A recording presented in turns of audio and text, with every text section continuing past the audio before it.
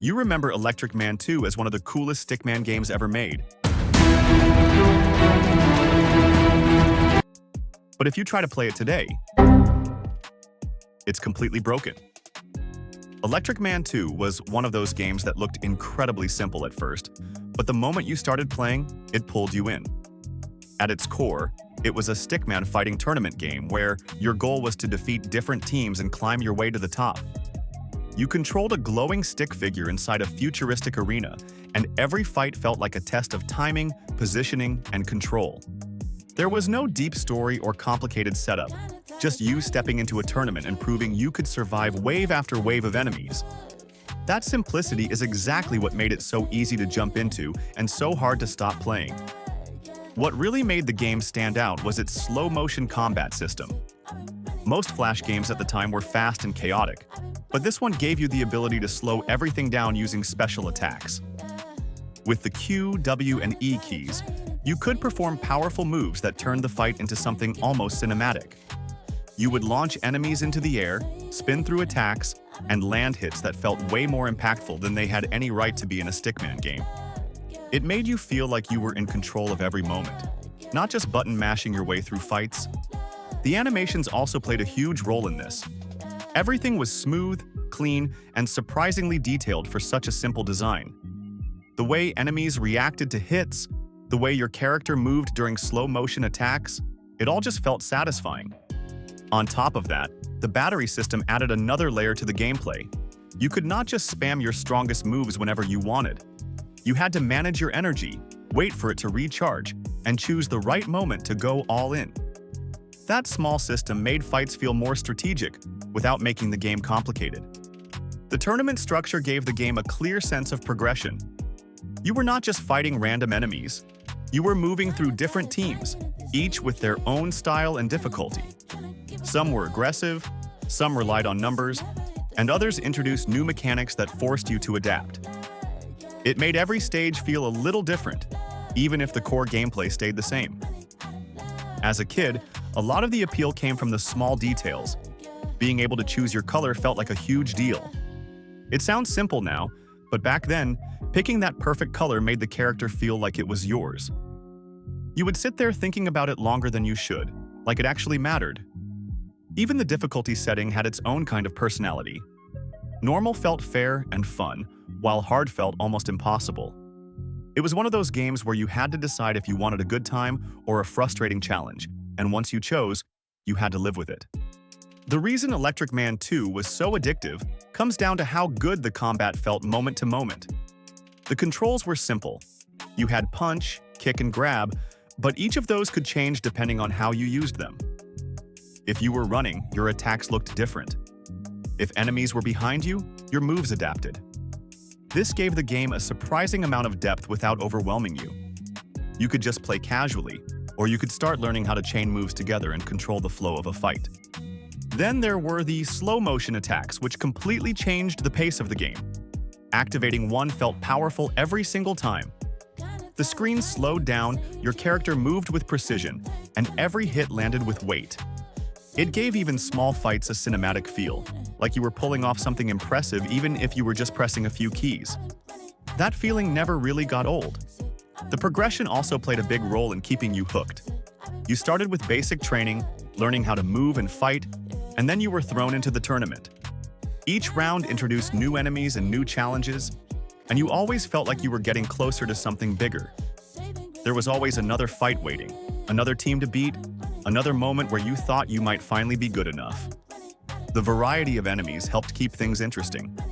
You had the replicants who came at you in numbers, the toxic enemies with their aggressive style, the pyro teams that felt chaotic, the tech team with their strange mechanics, and finally the death team, which felt like the ultimate challenge. Even if some fights started to feel similar, the game always found a way to push you just a little harder. And then there was that one boss or one team that you just could not beat as a kid. Everyone who played this game had that moment where they got stuck. You would try again and again, thinking maybe this time you would finally get through it. That frustration mixed with the desire to improve is what kept people coming back. It was not just about winning, it was about proving to yourself that you could. To really understand why Electric Man 2 mattered, you have to look at the time it came from. This was during the peak of the Flash game era, when browser games were everywhere. You did not need a console or a powerful computer. All you needed was a browser and a few minutes of free time. Whether you were at home or sneaking games on a school computer, these games were always just a click away. There was something special about how instant everything felt. You did not have to download anything or wait for updates. You opened a website, clicked play, and you were in. That ease of access made games like Electric Man 2 incredibly popular. Anyone could try them, and once they did, it was hard to stop. It was also a time full of creativity. Developers were experimenting with ideas that you would not always see in bigger games. Stickman fighters became a whole genre on their own, with simple visuals but surprisingly deep gameplay. At the same time, you had chaotic and funny games like the Hobo series, which showed just how far you could push these small browser experiences. There was no pressure to be perfect, which allowed for more unique and memorable ideas. Flash worked because it was lightweight and accessible. It did not demand much from your system, and it made sharing games easy. One link could introduce someone to a game they would remember for years. That kind of reach is hard to replicate now. It also gave developers a lot of freedom to create whatever they wanted, which led to a huge variety of games that all felt different. The moment that changed everything for games like Adobe Flash Player came in 2020, when it was officially shut down. For years, Flash had been the backbone of browser gaming. It powered thousands of small, creative games that people could play instantly.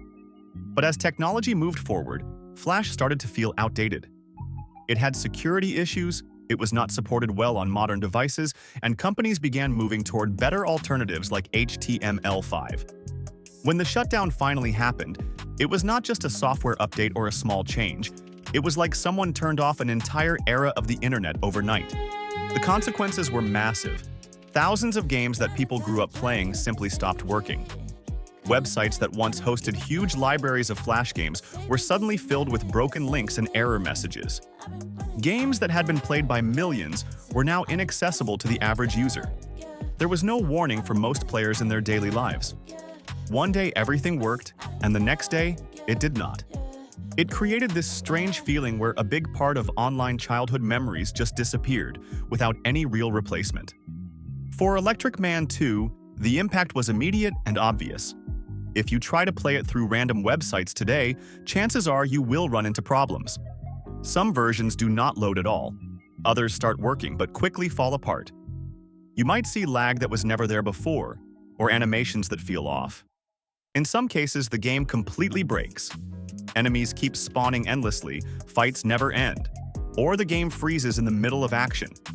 It turns something that used to feel smooth and responsive into something frustrating and unstable. What was once a polished experience now feels like a broken memory trying to hold itself together. If you actually try to go back and play Electric Man 2 today, the experience is very different from what you remember. Most modern browsers simply do not support Flash anymore, so the game will not even start. You click on it and nothing happens. That instant access that made Flash games so special is completely gone. Instead, you now need workarounds, and for many people, that means using programs like Flashpoint, which were created to preserve and run old Flash games. Even with these tools, the experience is not always perfect. Sometimes the game works exactly as you remember, and it feels like stepping back in time. But other times, you start noticing problems almost immediately. The training section can glitch out, enemies behave strangely, or the game does not respond the way it should. You might find yourself getting stuck in situations that were never part of the original design. One of the most frustrating issues is when the game freezes in the middle of a fight. You could be doing well, finally getting into the rhythm of the combat, and then everything just stops. No movement, no response, just a frozen screen forcing you to restart. There are also cases where the ending does not play properly, or animations break in weird ways, making the game feel incomplete. Then there are the more bizarre bugs, like the infinite enemies issue. Instead of finishing a round, enemies just keep coming without stopping, turning what should be a short fight into something endless and broken. Even the tutorial, which is supposed to teach you the basics, can glitch out and behave unpredictably. These problems take away from the smooth experience the game originally had and replace it with something that feels unstable. It is not that the game itself changed, it is that the environment around it no longer supports it properly. Despite all of these issues, there is something surprising about going back to Electric Man 2. It is still fun. Once you get it running properly, even for a short time, you can immediately feel why it was so popular. The combat still feels responsive, and the way your character moves still has that same satisfying flow. Landing hits, dodging attacks, and controlling the pace of a fight still works in a way that feels natural and enjoyable. The slow motion mechanics are still one of the strongest parts of the game. Activating those special attacks and watching everything slow down still feels rewarding.